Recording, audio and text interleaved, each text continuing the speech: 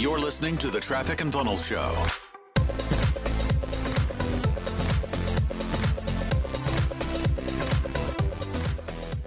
Hey folks, this is Alan, producer of the TNF Show. Today's episode comes from a recent conversation Taylor had with Joe and Matt of the Hustle and Flowchart Podcast, where they discuss our philosophy of front-end products and how to hire decision makers. Join our podcast subscriber community by visiting trafficandfunnels.com/subscribe to get a free gift from us and also get special deals on our next level paid products. All right, here's the show. So, yeah, you got started with Chris, Traffic and Funnels and all that. And I know it's evolved over the years too, right? So you did the agency stuff for a while. Now, training and all that. And we're seeing a bunch of like mini products of yours out there, tied to the ads. I saw, with Agora, you had some promotions going out with them. Maybe we could talk about that a little bit because the strategy as a whole, I guess. Let's start there as like Traffic and Funnels, how you guys see, what's your perspective of how it all kind of works? And I'm just trying to think like where do we start here? Because I want to get into some tactics of what you guys do best of. Yeah, I mean, so one of the philosophies I had when I was writing copy, everybody's trying to sell something, and that's kind of the point, right? Like trying to mobilize the person on the other end of the screen to read this copy and follow through. Mm-hmm.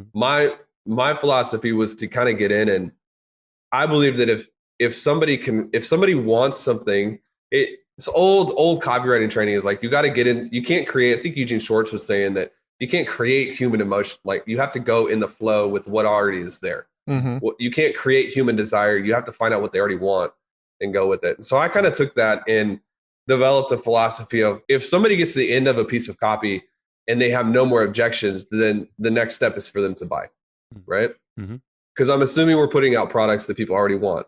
Mm-hmm. The byproduct of the product they already want. The result of the product they already want. I'm not trying to elicit more desire.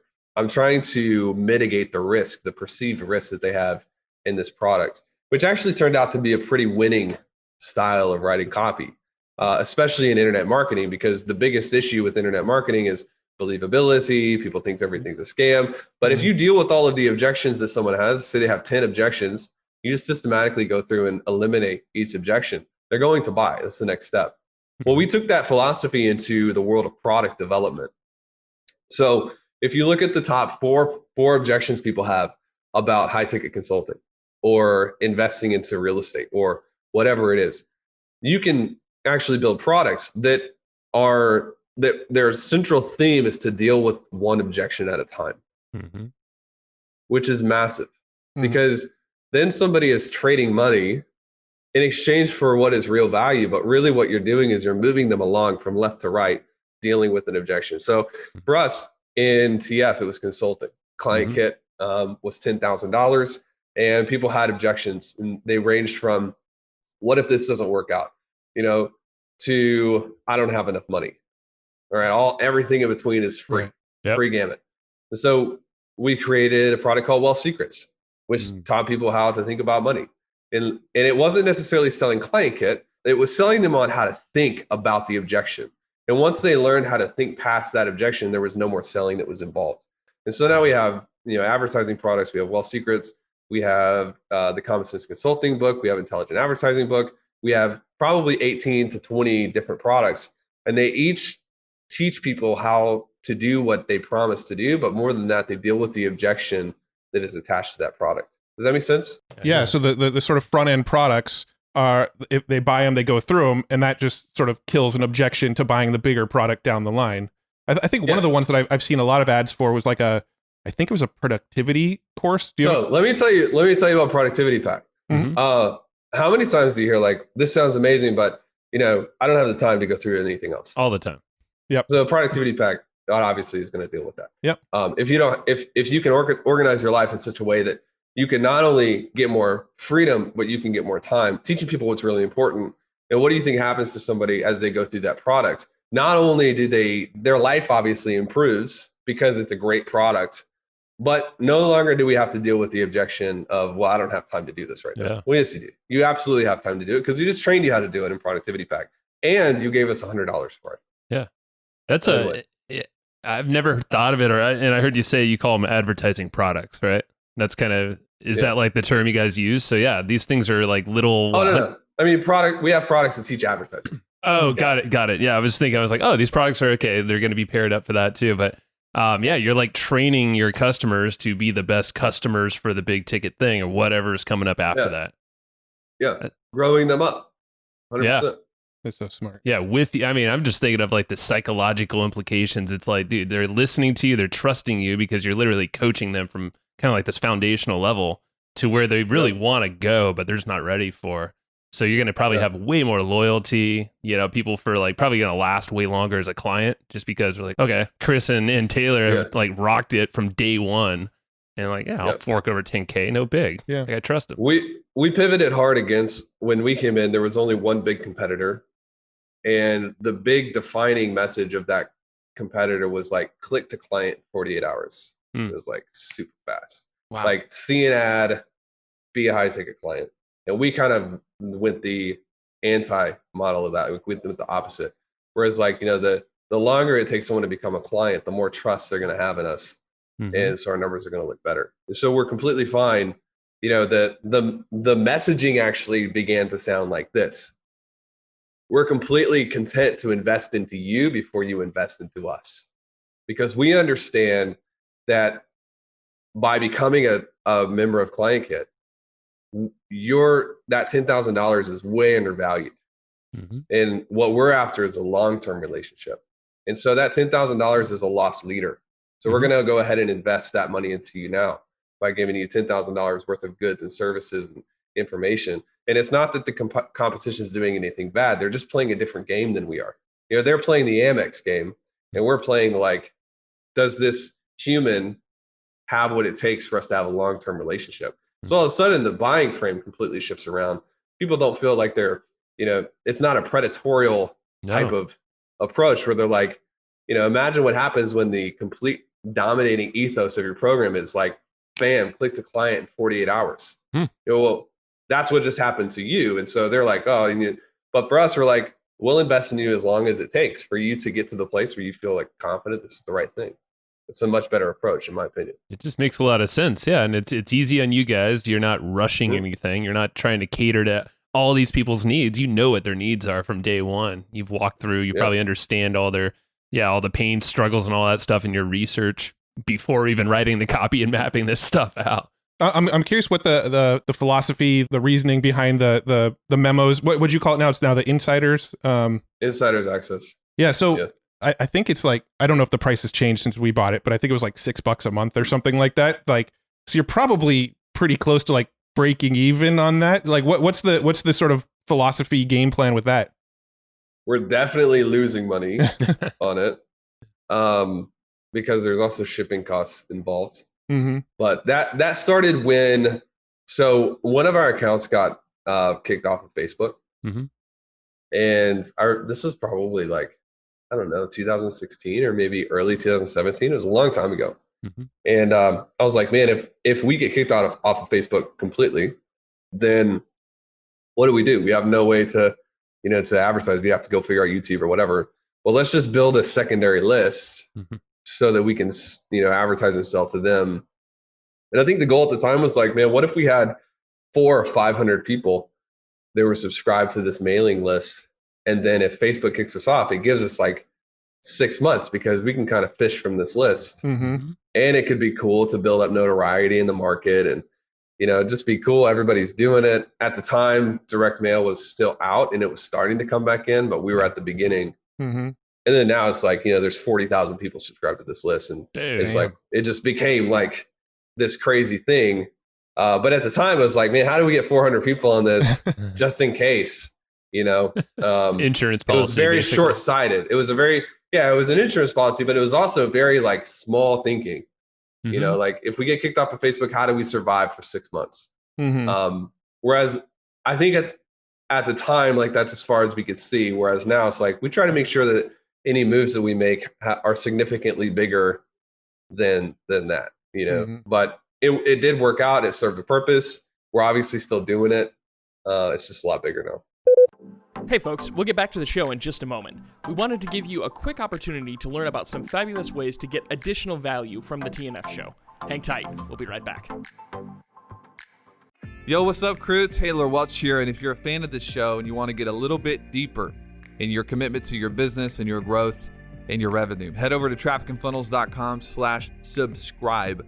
As a subscriber, you're going to get a free gift from us just to help you grow your business, and it's our way of saying thank you for joining the family. Our exclusive offers and deals usually show up to this subscriber community as well, so you'll get first dibs access on anything new, anything exciting, and most of the time that means profitability for you. Visit trafficandfunnels.com/subscribe. I'll see you on the inside, my friends. Guys, what's up? My name is Taylor Welch, and we specialize in helping experts, client-based businesses grow their revenue with predictability and control and systems and all of the unsexy stuff that nobody else really wants to talk about. But I will tell you this, in the past 4 years, we've had several thousand clients. Last month, in a 31-day period, our clients reported over $3.5 million in revenue that we helped them produce. So we have several hundred active clients at the moment.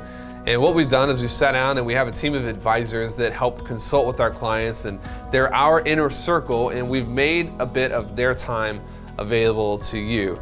And the purpose of this call is to really brainstorm with you. What are your goals? Where do you want to get to? Where do you see yourself in your perfect future? What do you want to accomplish? How many clients do you want to have? What's your revenue look like? What are all the big goals that you might not even know are possible? And we'll spend 45 minutes to an hour with you brainstorming through that and creating a plan, an actual blueprint that can be implemented to achieve the things that you want to achieve. And people report that these are the most valuable couple of minutes they've ever spent in their life working on their business. And every single one of our multi-7 or 8-figure clients, this was the first step. You don't have to be a client. There's no pressure involved in this, okay? This is literally the first step in acknowledging that, to get to point B and you're at point A, there might need to be some changes in the middle to actually get to that destination. We're gonna isolate those and tell you what they are. Sign up for this, show up, grab a notebook or something to take notes with. And my one piece of advice for you is be willing to go deep and talk about the things that you actually want to achieve, and we'll help you build a strategy for that. Again, my name is Taylor. I hope to see you real soon on the inside, and please take advantage of these calls. Visit trafficandfunnels.com/book a call. That's trafficandfunnels.com/book a call. Bro, really quick, hit on the whole thinking bigger thing, because I think that's super important, because a lot of folks are just they're one move ahead, not chess, thinking 3 or 4 out. So how would you do it differently now? Now we tend to have more of a constraints-based thinking process.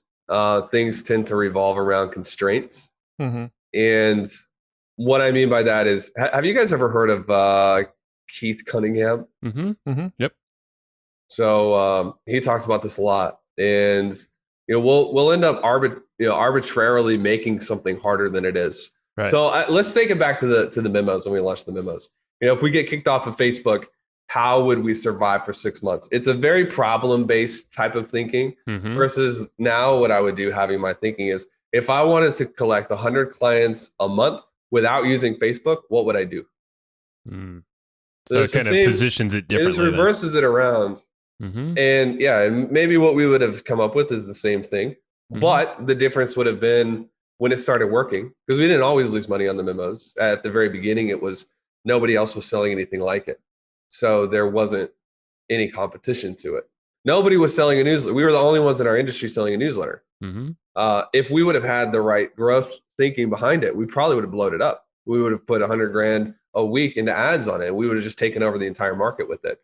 But because it was a very risk type question, we just served its purpose and moved on. We missed the opportunity. Does that make sense? Mm-hmm. Mm-hmm. It does. And it's just that it's putting just a different perspective on your thinking. I think it's it opens up more opportunities when you flip it that way.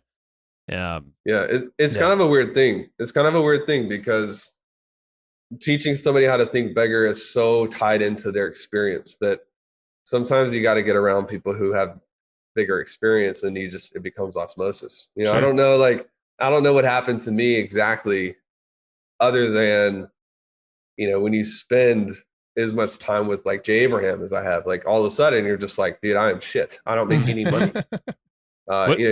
He's coming from the world of $150 million in a bank account in the 80s. And I'm just wow, okay. So, $5 million a year is not a lot. 10 million is not a lot. 40 million is not a lot. You know, we'll cross over $45 million in 2020, and it's not a lot. And that's just a shift of who you spend time around.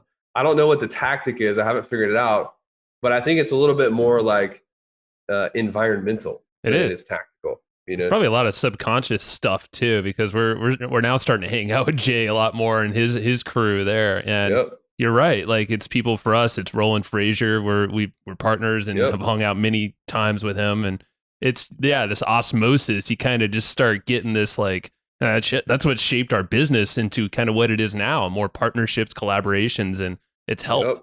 And it's just an upgrade, man. Yeah. There's no tactic, I guess, around that. It's just a shift. Yeah. Yeah.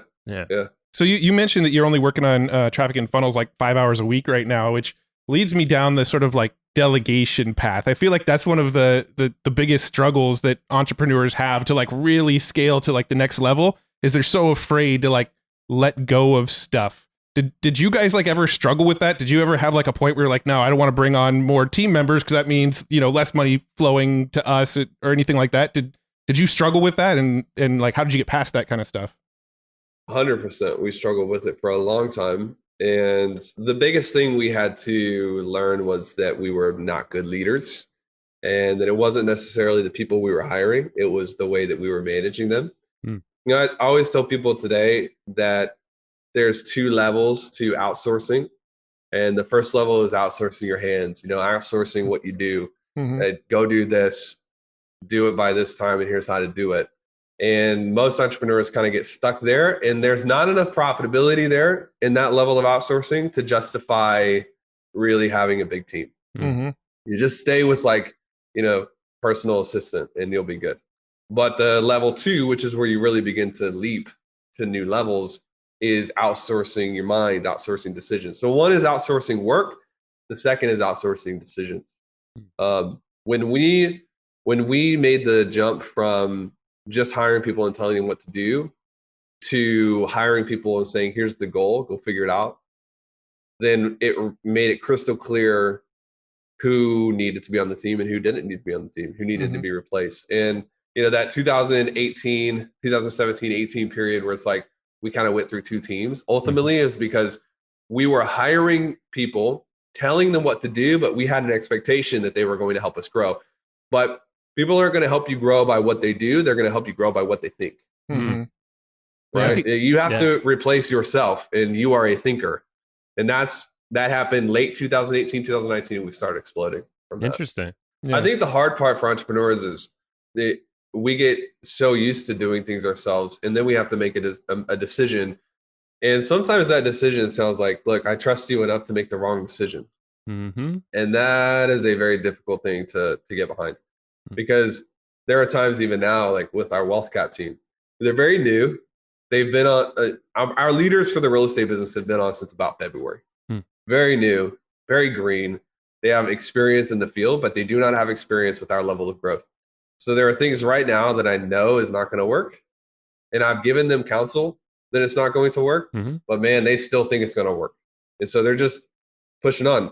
As a leader, it's like, I have to have the self-control to just be like, okay, because how do we learn? We learn by making mistakes. We're not going to be able to skip our team over the same thing. Like, there's a level where they're going to have to fall sometimes. Like, they're going to have to do it themselves. And if you step in prematurely, what you think you're communicating is like, hey, I care about you, I'm going to help you. But what you actually communicate is, I do not trust you. And then that becomes the ethos that they operate under. And you can have a really talented person who does not feel trusted, who will leave.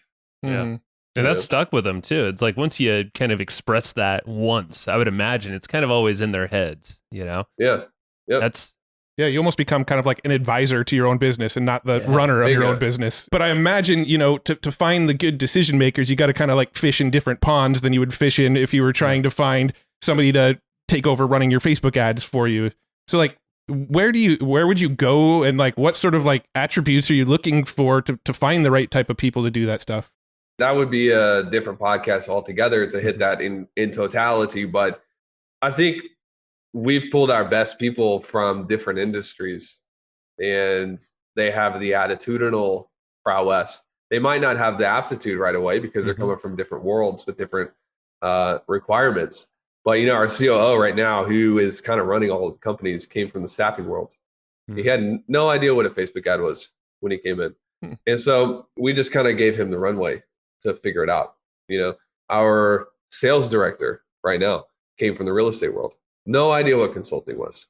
So sometimes there's a lot of gold you can get out of somebody who doesn't have all of the bad lessons of coming up in internet marketing. And dude, to be honest, like, we have people who did come up in internet marketing, but it's not always the best. It's not always the best candidate because it's almost internet marketing is kind of like this little vortex. It's like a little bubble, and it just doesn't exist. Like, people don't know what it is. You're right. The bankers are like, "What do you do? Like, you sell cocaine? Like, what's going on? Like, leave your house." But it kind of it teaches people sometimes the wrong lessons. Where what you want is stability. And especially in your executive teams and your leaders, I would rather pull from someone who doesn't come up from internet marketing, but they have emotional intelligence and they have management skills and they know how to do interviews and they know how to count money. But it's all attitudinal at the end of the day. If you can get somebody with a attitude of a learner, an attitude of like, I might not know how to do this, but I know how to figure it out. That will always trump the person who knows how to do it, but they can't figure anything out. Because that person's immobile. They're never going to be able to be moved anywhere. We move people around all the time because everybody in an executive, they know how to figure it out. Thanks for listening. For more from Chris and Taylor, visit trafficandfunnels.com and get a free gift just for being a subscriber. That's trafficandfunnels.com.